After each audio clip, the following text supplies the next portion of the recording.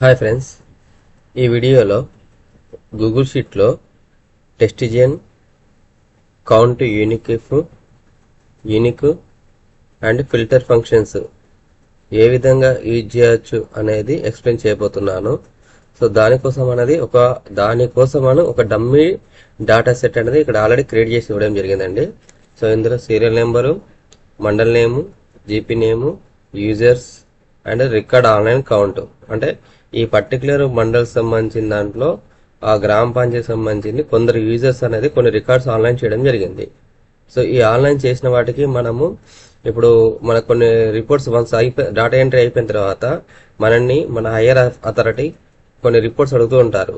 So ఒకటి ఏ విధంగా అడుగుతారంటే ఈ కన్సర్న్ మండల్ సంబంధించింది ఎంతమంది యూజర్స్ డాటా ఎంట్రీ చేశారు, తర్వాత ఎన్ని రికార్డ్స్ అనేది ఆన్లైన్ చేయడం జరిగింది, తర్వాత అందులో యూనిక్ గా ఉన్న యూజర్స్ ఎవరెవరు ఉన్నారు, ఇట్లా మనకి కొంత అబ్స్ట్రాక్ట్ రూపంలో డాటా అడగడం జరుగుతుంది. సో అలాంటప్పుడు మనము ఫార్ములాస్ యూజ్ చేసి ఈ అబ్స్ట్రాక్ట్ రూపం అనేది ఎంత తొందరగా తయారు చేసి ఇవ్వగలము అనేది ఈ వీడియోలో ఎక్స్ప్లెయిన్ చేయబోతున్నాను. సో ఇక్కడ ఆన్లైన్ రికార్డ్ సంబంధించింది ఒక డమ్మీ డాటా సెట్ అనేది మేము కూడా నేను క్రియేట్ చేస్తున్నానండి. దానికి యూజ్ చేసిన ఫార్ములా వచ్చేసి ర్యాండమ్ బిట్వీన్. సో ఈ ర్యాండమ్ బిట్వీన్ ఫార్ములా ద్వారా ఒక్కొక్క యూజరు ఎన్ని ఎంట్రీ చేసిన రికార్డ్స్ అనేది జనరేట్ చేస్తున్నాను. సో లో వచ్చేసి 1, హై వచ్చేసి అప్రాక్సిమేట్ 1000 వరకు పెట్టుకుందామండి. ఒక యూజర్ వచ్చేసి బిట్వీన్ లో ఎన్నైనా రికార్డ్స్ ఎంట్రీ చేయవచ్చు ఆ జీపీకి సంబంధించింది ఆన్లైన్ రికార్డ్స్. సో ఇది నీ ఫార్ములా అనేది అన్నిటికీ అప్లికేబుల్ అయ్యేట్టు మొత్తం టోటల్ రికార్డ్స్ వచ్చేసి 28. ఈ సేమ్ ఫార్ములా అనేది మిగతా రోస్ కూడా అప్లికేబుల్ అయ్యేటట్టు ఈ ఫార్ములా అనేది నేను ట్రాక్ చేస్తున్నానండి మిగతా వాటికి. సో కొంచెం ఫాస్ట్ వెళ్ళిపోతున్నాము. కంట్రోల్ డి అంటే ఇక్కడ వరకు అప్లికేబుల్ అయింది. అట్లాగే రిమైనింగ్ సెల్స్ కూడా సో డ్రాగ్ చేసేస్తాను ఇక్కడ.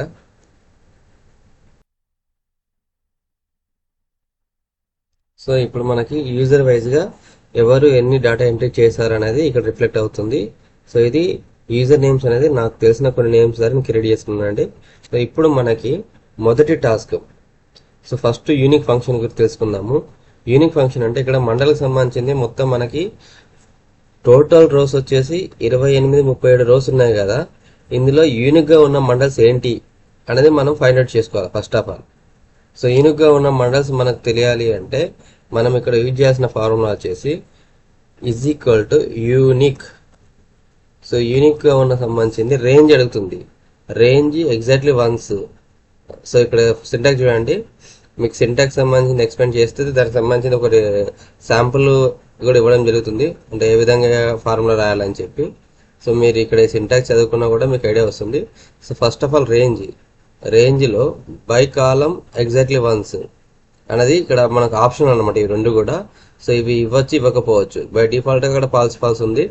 సో ఫస్ట్ రేంజ్ అనేది మనకేంటి యూనిక్ ఉన్న మండల నేమ్స్ కావాలనుకుంటున్నాం కాబట్టి సో ఫస్ట్ B4 నుండి, ఇది రేంజ్ అండి నా రేంజ్, B4 నుండి లాస్ట్ బి ఎండింగ్ వరకు ఎక్కడి వరకు అవుతుందో డాటా ఆ రేంజ్ వరకు B2840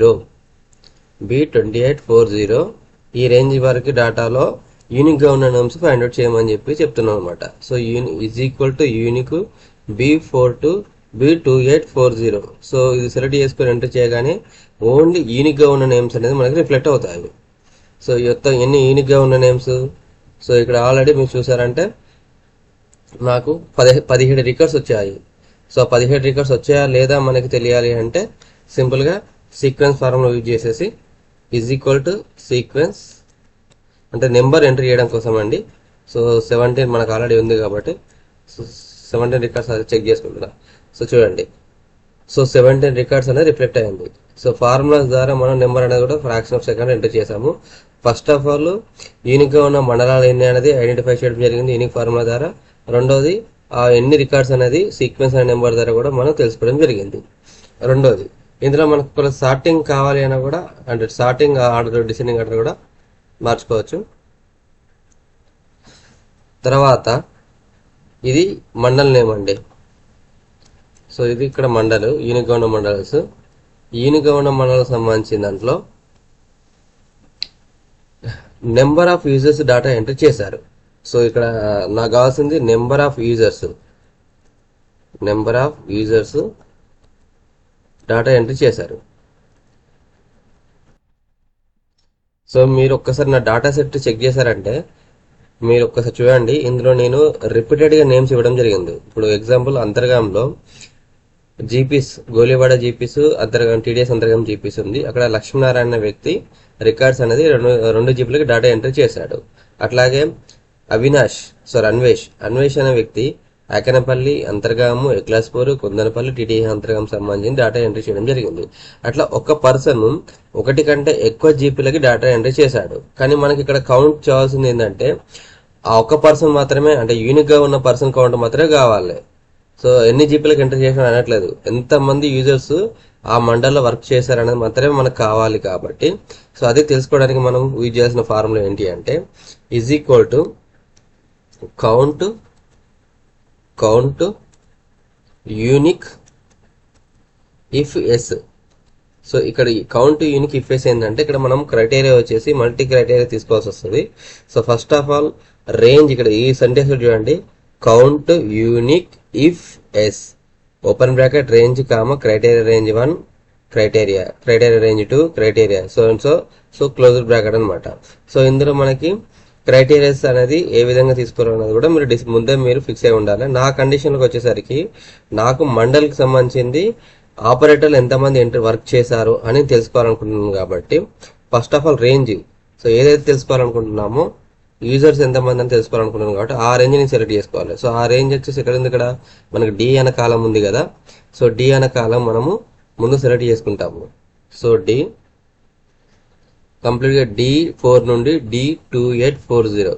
సో ఇందులో క్రైటీరియా రేంజ్, సో ఏ క్రైటీరియా మనము తీసుకోవాలి అంటే మండల్ నేమ్.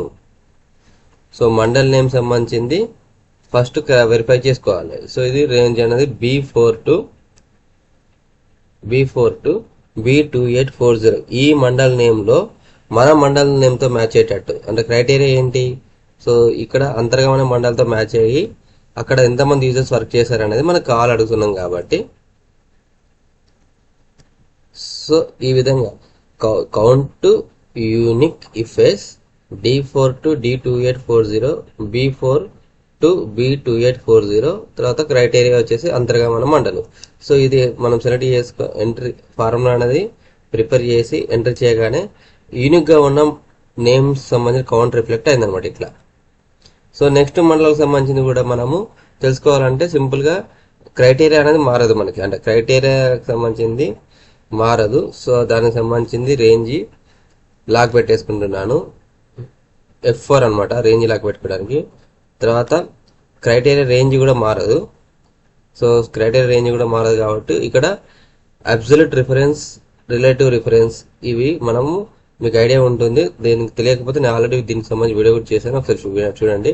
సో లాక్స్, ఆ రేంజ్ అనేది మారకుండా ఉండడం కానీ లాక్ అనేది ఇవ్వడం జరుగుతుంది.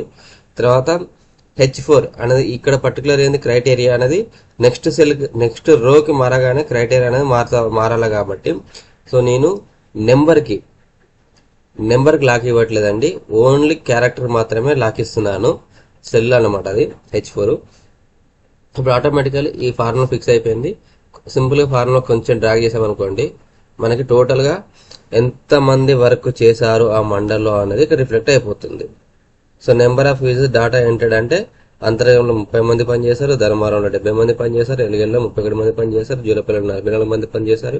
ఇట్లా count unique ifs formula ద్వారా ఫ్రాక్షన్ ఆఫ్ సెకండ్లలో మీరు యూనిక్ గా ఉన్న యూజర్స్ డీటెయిల్స్ అనేది ఫైండ్ అవుట్ చేసుకోవచ్చు అనమాట.